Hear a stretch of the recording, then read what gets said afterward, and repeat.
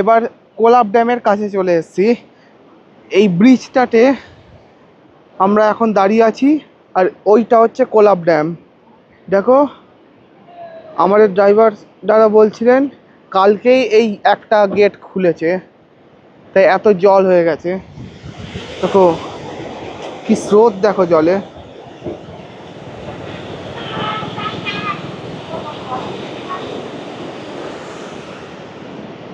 আর ওদিকে জলটা পড়ছে আর রামধনু সৃষ্টি হয়েছে, দেখো কি সুন্দর লাগছে।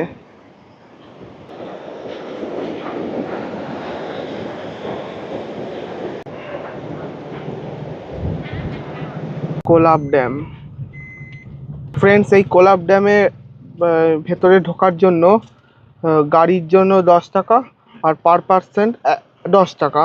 মানে আমাদের টোটাল লেগেছে 10 + 30, টোটাল 40 টাকা।